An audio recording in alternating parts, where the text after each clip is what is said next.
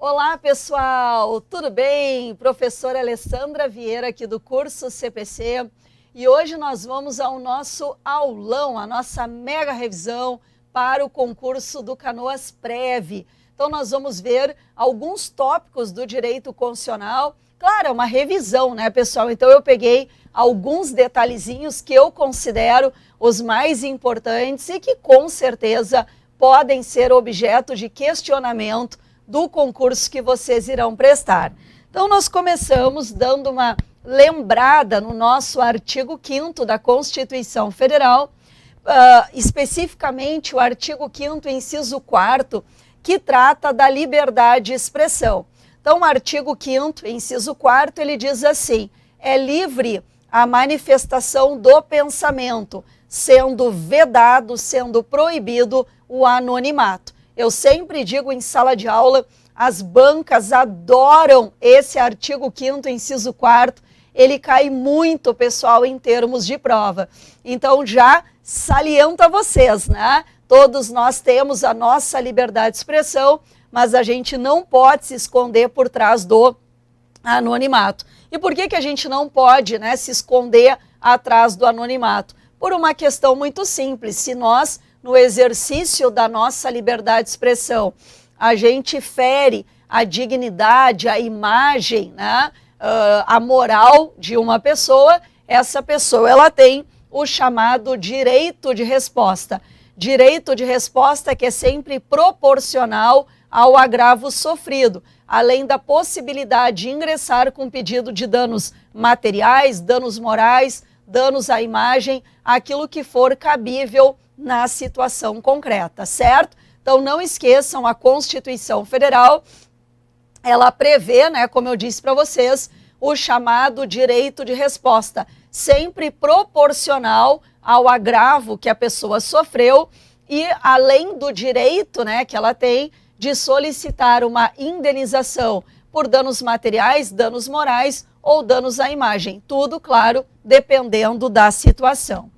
O artigo 5º, inciso 11º, ele contempla uma outra norma bem importante que também cai com muita frequência em termos de prova. Então nós temos aqui a proteção à inviolabilidade domiciliar. Então o artigo 5º, inciso 11º, diz assim: a casa é o asilo inviolável do indivíduo, ninguém nela podendo penetrar sem consentimento do morador, salvo em caso de flagrante delito, em caso de desastre ou até mesmo para prestar socorro, e durante o dia por determinação judicial. Essa é uma questão bem recorrente. O que nós temos que lembrar? Que nós temos uma proteção ao nosso domicílio. Ninguém pode entrar na casa de uma pessoa sem ter consentimento do morador.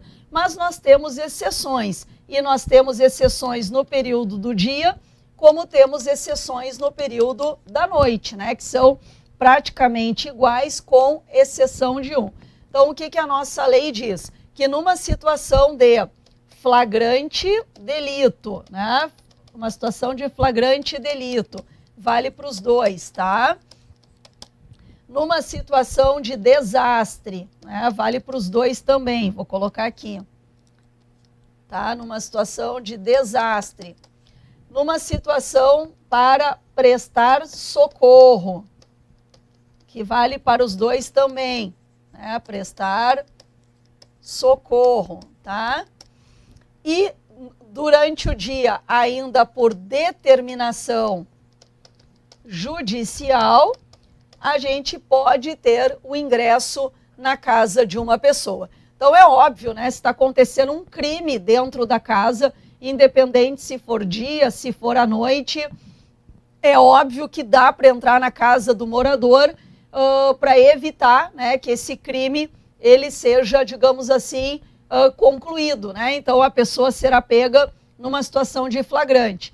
Em situações de desastre, né, a gente viu até recentemente as fortes chuvas que aconteceram na cidade de Petrópolis, no Rio de Janeiro, que vários morros vieram abaixo, soterrando casas, né? Então é óbvio que numa situação de desastre, ou até mesmo para prestar socorro, independente do horário, se possa ingressar na casa de alguém.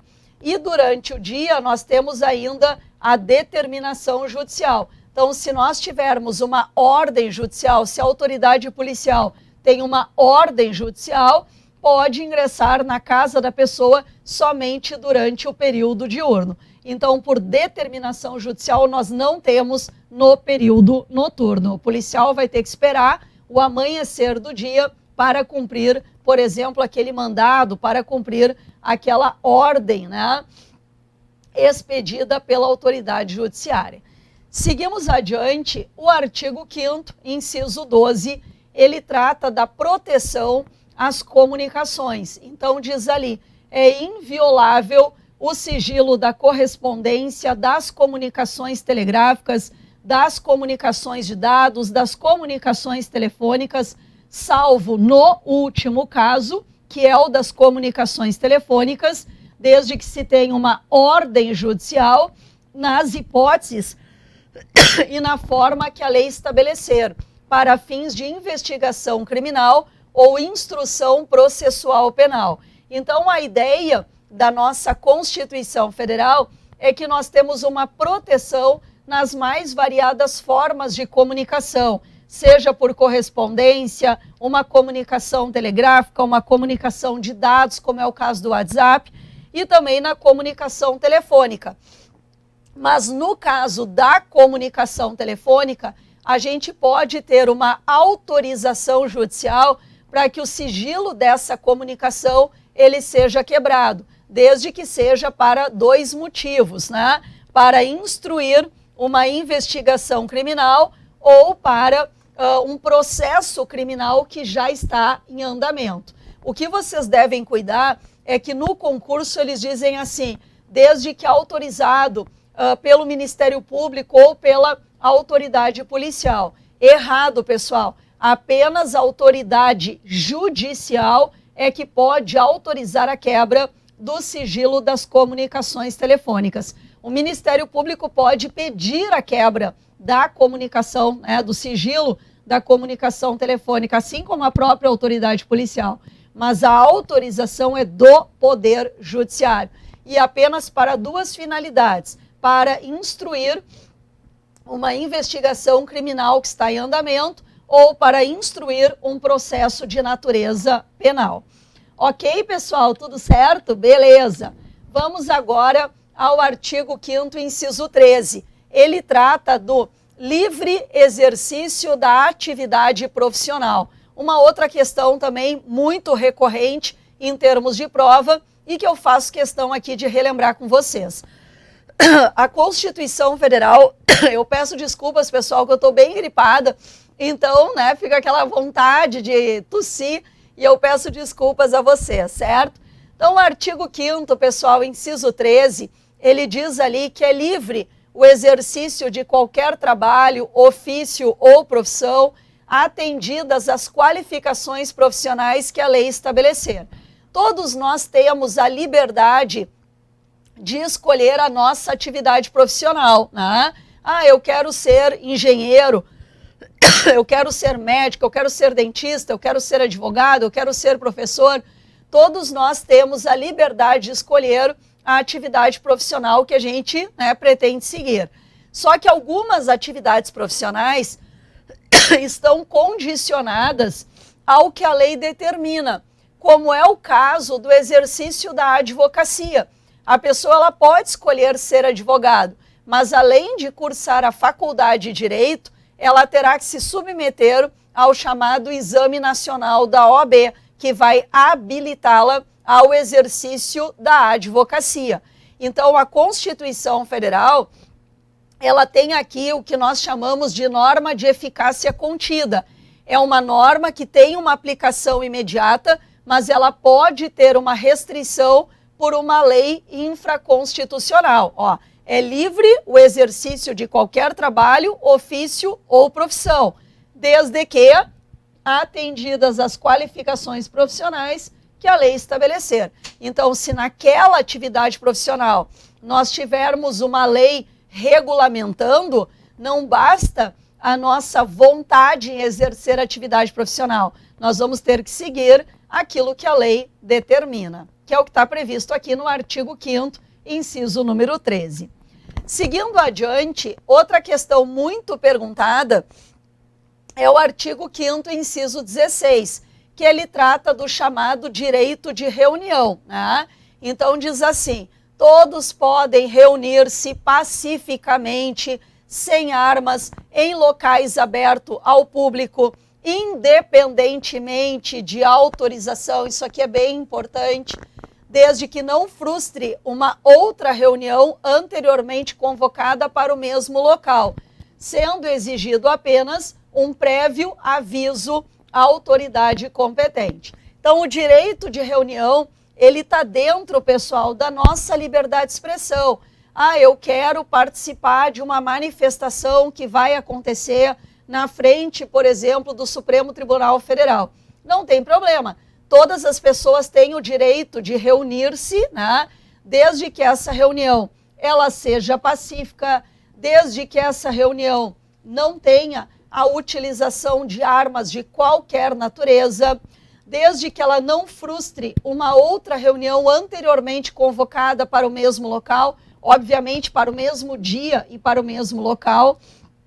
Ela tem que acontecer em locais abertos ao público, numa praça, numa avenida, num estádio, né, que possibilite as pessoas acessarem aquela reunião, independentemente de autorização. A única coisa que a gente precisa é uma comunicação prévia às autoridades competentes, mas não precisa de autorização. E aí vocês poderiam dizer, então por que, professora, que tem essa comunicação prévia? Apenas por questões de organização, dependendo, né, do tamanho da reunião, do tamanho da manifestação, nós vamos ter a presença, né, de policiais para evitar que aquela manifestação ela acabe em briga, né, ou que tenha algum transtorno ali, ou seja, para garantir a segurança, né, de todas as pessoas no exercício do seu direito de reunião.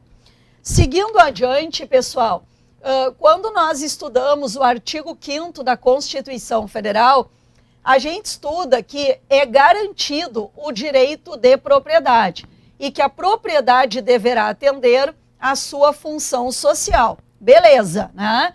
Mas a pergunta é, a pessoa pode sofrer uma perda dessa propriedade por desapropriação, ainda que a propriedade da pessoa atenda à função social? A resposta é sim, pode, desde que se enquadre nas hipóteses do artigo 5º, inciso 24. Então diz assim: a lei estabelecerá o procedimento para desapropriação por necessidade ou utilidade pública e também por interesse social, mediante justa e prévia indenização em dinheiro, ressalvados os casos previstos na Constituição. Então, é possível a pessoa perder a propriedade particular, ainda que essa propriedade ela atenda a função social, é possível por necessidade, que eu já vou comentar, por utilidade pública ou por interesse social. A necessidade seria uma situação emergencial. Então pensem, né, que as fortes chuvas que ocorreram numa determinada cidade acabaram, pessoal, com uma estrada, não tem mais aquela estrada, vai ter que ser feita uma estrada num outro local. E tem casas ali onde deverá passar essa outra estrada, mas é uma situação completamente emergencial. Então, nesse caso, a gente pode ter a desapropriação por uma necessidade pública, onde o interesse coletivo ele está acima do meu interesse individual, acima do meu interesse particular. Também pode por utilidade pública. A utilidade pública não é uma situação emergencial. Então, o poder público precisa, por exemplo, ampliar uma determinada avenida para que nós tenhamos um melhor fluxo dos veículos, né, num determinado horário que tem muito congestionamento, mas não é uma situação emergencial, né? É uma obra que tem que acontecer em algum momento, certo? mas não é uma situação emergencial. Podemos ter a desapropriação por utilidade pública? Claro que podemos. E assim como podemos também no caso do interesse social.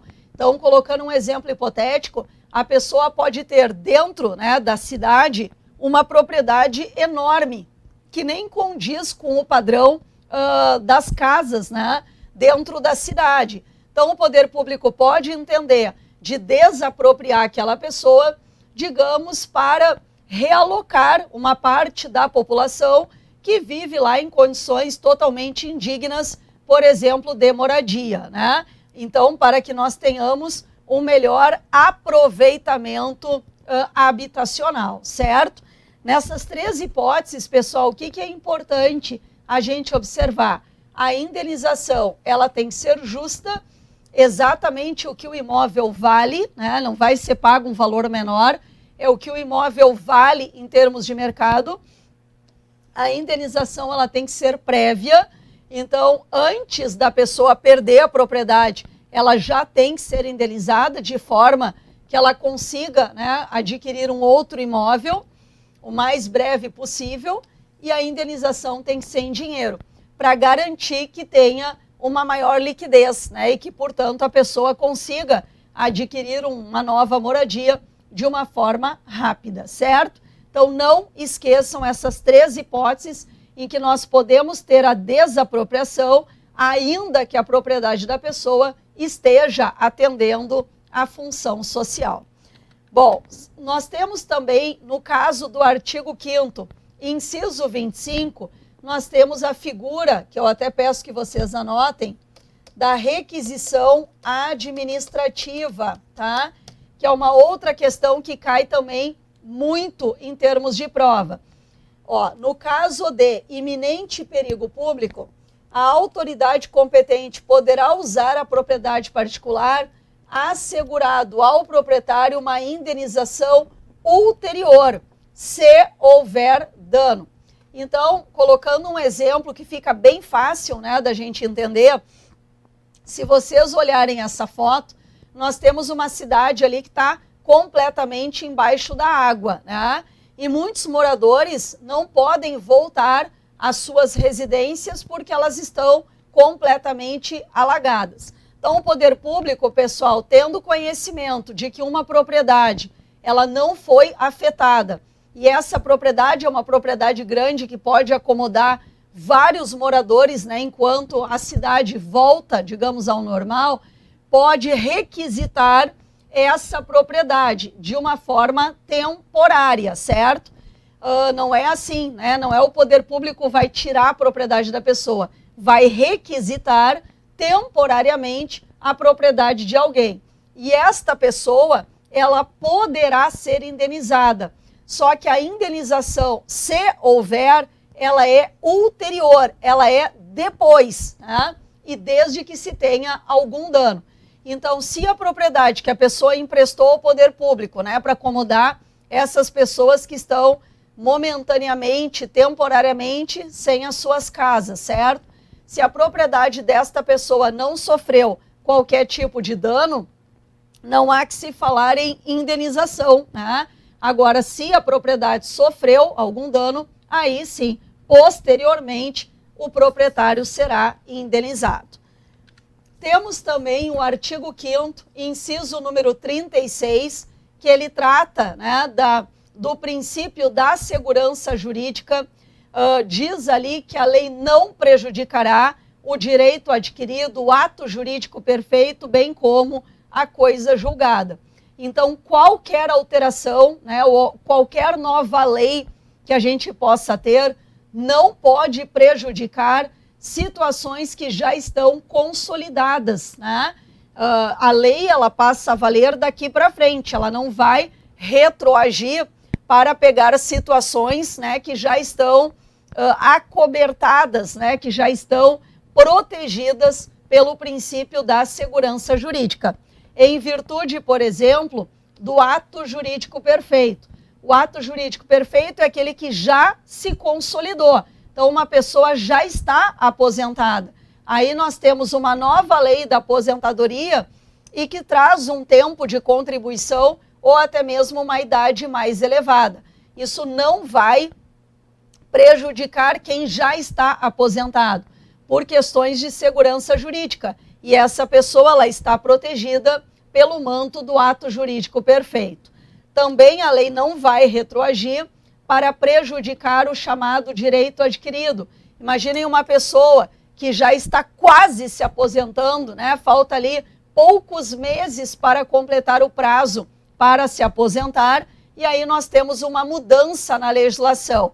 Essa mudança, ela teria que dar um prazo, né, digamos assim, de carência ou de adaptação, e não simplesmente se aplicar a toda e qualquer pessoa, porque tem pessoas que já têm o chamado direito adquirido aposentadoria, certo? Ela falta ali 2 meses, por exemplo, para completar o prazo, e aí nós temos uma mudança na legislação. Isso não pode afetar aquela pessoa que já tem o chamado direito adquirido. É um exemplo, né?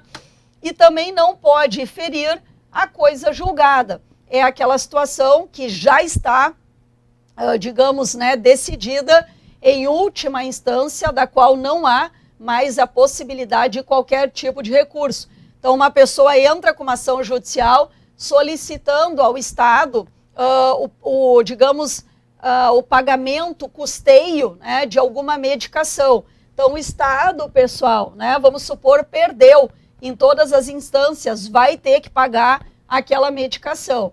Aí, posteriormente, nós temos uma lei que diz que o Estado não é obrigado a pagar tais medicações. Isso não vai, digamos, interferir na pessoa que já teve o benefício da coisa julgada. Tudo certo, pessoal? Beleza? Vamos agora à parte, né, que eu separei para vocês dos chamados remédios constitucionais. Vamos dar uma olhadinha nos remédios constitucionais. Como eu disse para vocês, nós vamos ver agora os remédios constitucionais. Eu separei essa parte para vocês, considero uma parte bem importante e uma parte que com certeza ela pode ser objeto do concurso que vocês irão prestar. A parte dos remédios constitucionais, ela cai com muita frequência em termos de prova. Então vamos dar uma olhada no artigo 5º, inciso 68. Vamos dar uma olhadinha.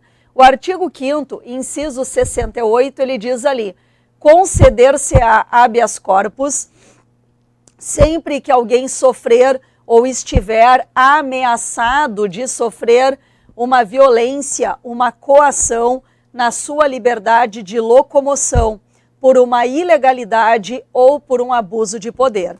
Então, o habeas corpus é uma ação constitucional que é utilizada para a proteção da nossa liberdade de vir, do nosso direito de locomoção. E nós temos, até importante mencionar, nós temos o habeas corpus preventivo e nós temos o habeas corpus liberatório. O habeas corpus preventivo é quando nós temos uma ameaça à nossa liberdade, certo? Uma ameaça, né, de privação da liberdade que ainda não se concretizou. Então, nesse caso, a pessoa ela vai entrar com um pedido de habeas corpus aonde será expedido um salvo-conduto, um documento dizendo que ela não poderá ser presa. E no habeas corpus repressivo ou liberatório, digamos, a restrição à liberdade, ela já se consumou, né? Então, a pessoa já sofreu uma restrição à sua liberdade. Então, nesse caso, ela entra com pedido de habeas corpus solicitando um alvará de soltura, né? Que ela seja liberada, que seja relaxada a sua prisão. Então, falou em habeas corpus, a gente está falando numa restrição à nossa liberdade de locomoção. Então, sempre que a pessoa sofrer ou estiver ameaçada de sofrer uma restrição na sua liberdade de locomoção, seja por uma violência ou por uma coação, nós temos esse remédio constitucional ao nosso dispor, certo? Então, conceder-se habeas corpus sempre que alguém sofrer ou estiver ameaçado de sofrer uma violência ou uma coação na sua liberdade de locomoção por uma ilegalidade ou por um abuso de poder. Agora nós vamos ver o mandado de segurança, né, que é um outro remédio constitucional que é utilizado quando nós temos um direito líquido e certo. E esse direito líquido e certo a gente não consegue fazer valer por uma ilegalidade ou por um abuso de poder. Falou em mandado de segurança, estamos falando num direito líquido e certo. Então diz assim: conceder-se-á mandado de segurança para proteger um direito líquido e certo. Direito esse não amparado por habeas corpus ou por habeas data, quando responsável pela ilegalidade ou pelo abuso de poder for uma autoridade pública ou um agente de pessoa jurídica no exercício de atribuições do poder público. Então, o mandado de segurança, pessoal, botei aquele esqueminha ali para que visualmente, né, fique, enfim, interessante, né, para vocês observarem. O mandado de segurança é sempre para proteger para proteção de direito líquido e certo, certo, pessoal? E esse direito líquido e certo, ele não pode ser amparado nem pelo habeas corpus e nem pelo habeas data. Então, eu sempre costumo dizer que o mandado de segurança ele tem uma natureza residual. A pessoa só vai entrar com o mandado de segurança quando aquele direito que ela tem não está amparado, nem pelo habeas corpus e nem pelo habeas data, certo? Por isso que a gente diz que o mandado de segurança ele tem uma natureza residual. Outro detalhe, né? Esse direito líquido e certo, ele não está conseguindo se concretizar por uma ilegalidade ou por um abuso de poder, que parte de uma autoridade pública ou um agente de pessoa jurídica nas atribuições do poder público. Então, nesse caso, toda e qualquer pessoa, seja ela uma pessoa física, seja ela uma pessoa jurídica, seja brasileiro, estrangeiro, pode impetrar o mandado de segurança, certo? Nós temos também o mandado de segurança coletivo, pessoal, que está lá no artigo 5º, inciso 70, né, da nossa Constituição. O mandado de segurança coletivo, ele vai amparar a mesma coisa, direito líquido e certo. Outro detalhe importante, mas o que é um direito líquido e certo? É aquele direito, pessoal, que não precisa ser comprovado na justiça. Ele já está provado, né? Por exemplo, eu quero ter acesso a uma certidão, né? Eu preciso tirar uma certidão. Então, é um direito líquido e certo que eu tenho a certidão. E não confundam com habeas data, porque o habeas data é quando a pessoa quer ter acesso a informações. Direito de certidão é amparado por mandado de segurança, tá? Então, não misturem com habeas data. Habeas data é quando, como nós vamos ver aqui, é quando a pessoa ela busca informações de caráter pessoal e essas informações elas não estão sendo prestadas, ok? Então, no caso do mandado de segurança coletivo, eu tenho da mesma forma um direito líquido e certo, né? Direito esse não amparado por habeas corpus ou por habeas data. A diferença é que esse direito, ele não é um direito individual, ele pertence a uma categoria. É o direito dos professores, né? É o direito dos metalúrgicos, é de uma categoria, por exemplo, né? Até mesmo profissional, tá? Aqui no exemplo que eu acabei de citar, é para a proteção dos chamados direitos coletivos, né? De uma categoria, de uma determinada classe. Agora, pessoal, o que é o mais importante? A pergunta é, quem é que tem legitimidade para impetrar mandado de segurança coletivo? Partidos políticos, desde que tenha representação no Congresso Nacional, então não é qualquer partido político, né? Somente aquele que tenha representação no Congresso Nacional, uma organização sindical, uma entidade de classe, por exemplo, a OAB poderia entrar com mandado de segurança coletivo em prol, né, dos advogados? Poderia, porque é uma entidade de classe. E também as associações. Só tem um pequeno detalhe. As associações elas só podem entrar com mandado de segurança coletivo se essa associação ela estiver legalmente constituída e em funcionamento há pelo menos 1 ano.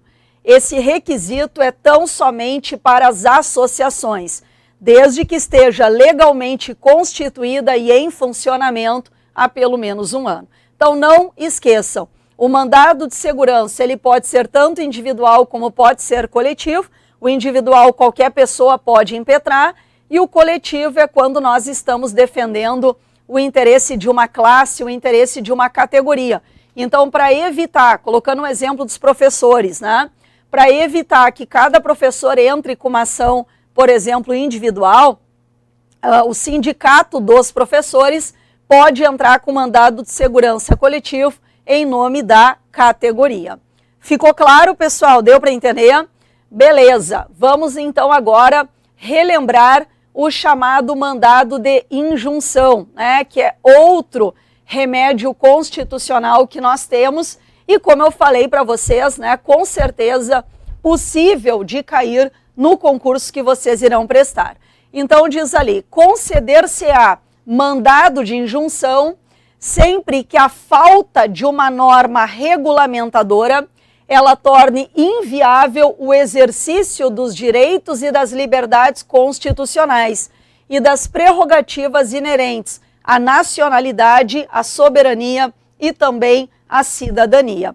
Pessoal, no mandado de injunção, depois eu vou mostrar ali para vocês aquele esqueminha, eu tenho um direito previsto na Constituição e esse direito ele pode ser referente à nacionalidade, soberania, cidadania, mas eu não consigo fazer valer esse direito pela ausência de uma norma regulamentadora. Então, um exemplo clássico, que é o exemplo que vocês vão encontrar em qualquer livro, né, de direito constitucional, o direito de greve dos servidores públicos, por exemplo, civis, tá? Direito de greve dos servidores públicos civis. A Constituição Federal, ela diz lá no artigo 7º, né, que é um direito da pessoa, né, o direito à greve. Não lembro se é no artigo 7º ou se é no artigo 8º, acho que é artigo 8º, não, o artigo 9º, tá? Depois vocês confirmem, né, que de cabeça agora eu não lembro, eu acho que é artigo 9º, tá? Então o que acontece, né? Todos nós temos o direito de greve e os servidores públicos civis também têm o direito de greve.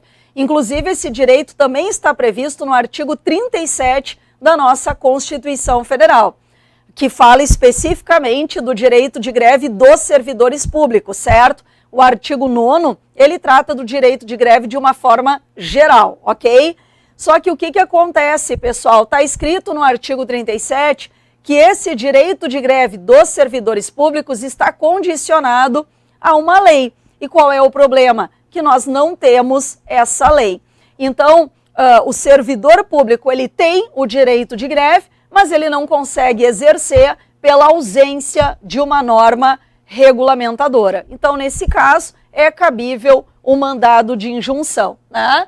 Conceder-se-á mandado de injunção sempre que a falta de uma norma regulamentadora torne inviável o exercício dos direitos e das liberdades constitucionais e das prerrogativas inerentes à nacionalidade, soberania e cidadania. Deu para entender, pessoal? Ficou claro, né? Ah, professora, e quem é o réu, né, do mandado de injunção? É o Poder Legislativo, porque o Poder Legislativo é que tem essa atribuição constitucional da elaboração de normas. Então eu coloquei ali para vocês no esqueminha, né? Como eu disse, para chamar a atenção de vocês, o mandado de, falou em mandado de injunção, estou falando de ausência de norma regulamentadora, tá? Não pode ser proposta o mandado de injunção contra particulares, vai ser proposta, né, contra o Poder Legislativo. O Poder Legislativo é o réu, justamente porque o Poder Legislativo tem essa função típica da elaboração das normas, ok? Então, quando é que cabe mandado de injunção? Quando eu tenho um direito constitucionalmente assegurado que versa sobre nacionalidade, soberania ou cidadania e não consigo fazer valer esse direito pela ausência de uma norma regulamentadora. Ok, pessoal? Deu para entender? Então, anotem aí, marquem aí no material de vocês, que com certeza, né, pode cair no concurso que vocês irão prestar. Nós vamos falar agora do habeas data. O habeas data, pessoal, é um remédio constitucional adequado para duas situações diferentes, e eu digo para vocês que a grande maioria das pessoas não sabe, né, a segunda hipótese que eu vou comentar ali, ó. Conceder-se-á habeas data, tá? Para assegurar o conhecimento de informações relativos à pessoa do impetrante, constantes em registros, bancos de dados de entidades governamentais ou entidades que tenham caráter público. E a letra B, para retificação de dados, quando não se prefira fazê-lo através de um processo sigiloso, tanto judicial quanto de natureza administrativa. Então, olha só, no habeas data, por isso que eu falei que a gente tem que cuidar, porque na prova eles podem dizer, Maria não está conseguindo obter uma certidão numa repartição pública. Certidão é direito líquido e certo, então nesse caso é cabível mandado de segurança, ok? No caso do habeas data, é quando nós temos uma informação e essa informação ela é de caráter pessoal, eu preciso obter uma informação que ela é de caráter pessoal e essa informação ela consta em bancos de dados, né, de entidades públicas ou até de caráter público governamentais. E eu não consigo obter essa informação. Então, colocando um exemplo, eu sei que fui parar no SPC ou fui parar na Serasa. Então, eu vou buscar junto a essas entidades qual é a loja que me cadastrou, né? Qual é a loja que me levou a esse cadastro de inadimplência. Só que eu não consigo obter essa informação, né? O SPC, a Serasa não me fornecem essa informação. Então, nesse caso, a pessoa ela pode entrar, se, né, digamos, na seara administrativa ela não conseguiu obter acesso a essa informação, ela pode entrar com uma ação judicial, ela pode entrar com remédio constitucional adequado, que seria o habeas data, para ter acesso a essas informações. Lembrando que essas informações elas têm que ser de caráter pessoal, não são informações de caráter geral, por exemplo, da sociedade, né? Que todos nós podemos buscar informações de caráter pessoal ou de interesse da sociedade.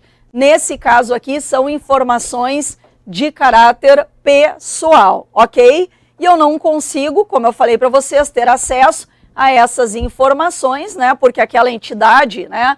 Ela está recusando esse acesso, ok? É importante, pessoal, lembrar que tanto a ação do habeas corpus quanto a ação do habeas data, elas são ações de natureza gratuita, tá? Ao passo que mandado de segurança, mandado de injunção, são ações que não têm esse caráter da gratuidade, certo? Então, a habeas data é uma ação isenta de custas, né? Tanto o habeas data quanto o habeas corpus também. Outro detalhe, a gente também pode usar, como eu falei para vocês, né? Podemos usar o habeas data para retificação de dados, quando não se prefira fazê-lo por um processo sigiloso, judicial ou administrativo. Então, seria aquela hipótese, né, em que eu preciso de uma retificação de um dado. Por exemplo, o nome da pessoa, a pessoa era casada, ela usava o sobrenome, por exemplo, do cônjuge, mas agora ela já é divorciada e ela não consegue alterar o nome dela, né, para o nome de solteira, né? Ela não consegue, embora ela leve lá a sentença, ela mostre, né, que ela voltou a usar o nome de solteira, ela não consegue essa alteração, essa retificação. Então, nesse caso, ela pode também ingressar com uma ação judicial através do habeas data. Ok? Deu para entender, pessoal? Ela poderia optar, né, até por um processo sigiloso, tanto judicial como administrativo, mas ela optou por ingressar judicialmente através do habeas data. E por fim, pessoal, nós temos um outro remédio constitucional, que é a ação popular. Bem importante a ação popular. Então diz assim, artigo 5º, inciso 73. Qualquer cidadão é parte legítima para propor ação popular que vise anular ato lesivo ao patrimônio público ou de entidade da qual o Estado participe, a moralidade administrativa, meio ambiente, patrimônio histórico e cultural, ficando o autor, salvo comprovada má-fé, isento das custas judiciais e também do ônus da sucumbência. Então, ação popular, o que vocês devem cuidar, pessoal? Ação popular é uma ação que só pode ser proposta por cidadãos. E eles vão colocar na prova para vocês assim, ó. Qualquer pessoa é parte legítima para propor ação popular. Está errado, não é qualquer pessoa, é qualquer cidadão. E o cidadão é a pessoa que está no gozo dos direitos políticos, certo? Então, não é qualquer pessoa, é qualquer cidadão, né? Lembrando, como eu acabei de falar, que os cidadãos são aquelas pessoas que estão no gozo dos seus direitos políticos, beleza? Então diz ali que qualquer cidadão é parte legítima para propor ação popular que vise anular ato lesivo ao patrimônio público. Então qual é o objetivo, né, digamos, da ação popular? É proteger patrimônio público, proteger a moralidade administrativa, o meio ambiente, o patrimônio histórico, o patrimônio cultural, ficando o autor, a menos que ele esteja agindo de má-fé, isento das custas judiciais e também do ônus da sucumbência. Então nós vimos aqui todos os remédios constitucionais que podem aparecer para vocês em termos de prova. Para encerrar, pessoal, o nosso aulão teria muita coisa para trabalhar, né? Cai para vocês uma imensidade, né, de tópicos do direito constitucional, certo? Então, uma imensidade não, uma imensidão, né, de conteúdos, tá, pessoal? Desculpa, né? Uma quantidade significativa de conteúdos dentro do direito constitucional. Então, eu só queria, pessoal, lembrá-los também, né, é importante, que quando a gente trata ali do artigo 5º, nós temos muitas questões que poderiam, né, que podem vir a ser objeto de questionamento. Também lembro a vocês, por exemplo, a própria questão, né, do direito à herança. Professora, como assim? O direito à herança que está contemplado no artigo 5º, ele nada mais é do que um desdobramento do próprio direito de propriedade. Então, o direito à herança, ele é uma garantia individual. E tem um outro detalhe que eu acho interessante comentar. Quando fala, né, da sucessão, por exemplo, de bens que pertencem a estrangeiros, né, bens que estão situados no Brasil, então a gente tem um estrangeiro, colocando um exemplo, né, um estrangeiro casado com uma brasileira ou que tem filhos, por exemplo, aqui no Brasil, certo? E esse estrangeiro faleceu e ele tem patrimônio situado aqui no Brasil. A lei brasileira é competente, pessoal, para o processamento do inventário no que toca aqueles bens que estão situados em território nacional. Só que tem um detalhe que está previsto no artigo 5º e que eu acho bem interessante comentar com vocês, né? Que é a questão de que, se a lei do país do estrangeiro ela for mais benéfica do que a lei brasileira para o cônjuge, né, brasileiro ou para os filhos brasileiros, pode ser aplicada a lei estrangeira. Então, repito, né, um americano faleceu, tá? E ele era casado com uma brasileira ou ele tem filhos no Brasil. E esse americano deixou bens aqui no Brasil, ok? Qual é a regra geral? A competência da lei brasileira. Mas se a lei do país de origem, né, desse americano, ela é mais favorável ao cônjuge brasileiro ou aos filhos que ele tem no Brasil, poderá ser aplicada a lei do domicílio do de cujus, tá? O de cujus é o falecido, é a pessoa que morreu, certo? Também importante, né, da gente relembrar. Outro detalhe, pessoal, que eu também quero relembrar para vocês, ninguém será privado, né, de direitos por convicções filosóficas, políticas, religiosas, a menos que invoque essas convicções para deixar de cumprir uma obrigação que a todos é imposta e se recuse a cumprir uma obrigação alternativa nos termos da lei. Então eles podem, né, como no concurso de vocês também cai a matéria de direitos políticos, eles podem fazer um casamento do artigo 5º com o artigo 14, né? Bem como os seus parágrafos, certo? E o que eu estou querendo dizer para vocês?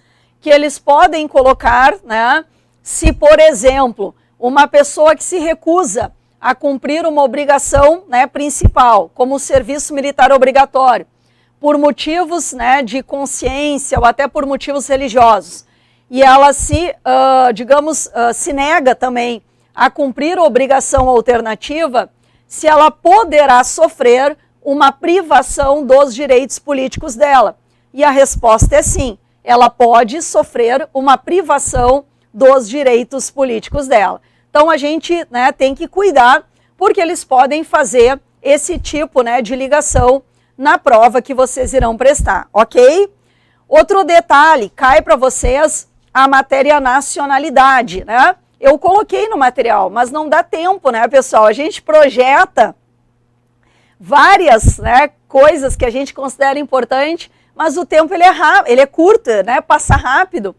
E aí não deu tempo de trazer para vocês. Mas quando a gente fala na matéria nacionalidade, sempre lembrem, pessoal, que nós temos duas formas, né, de nacionalidade. Ou tu é brasileiro nato, ou tu é brasileiro naturalizado, tá? Brasileiro nato, a chamada nacionalidade originária. Brasileiro naturalizado, a chamada nacionalidade secundária, ok? E aqui, pessoal, até eu coloquei, né, no material de vocês, ó, tá? Falamos em brasileiros natos, como é que uma pessoa, ela adquire a nacionalidade brasileira primária? Como é que ela se torna um brasileiro nato no nosso país? Ela se torna brasileira nata pelo critério sanguíneo ou pelo critério territorial. Então, critério sanguíneo, né?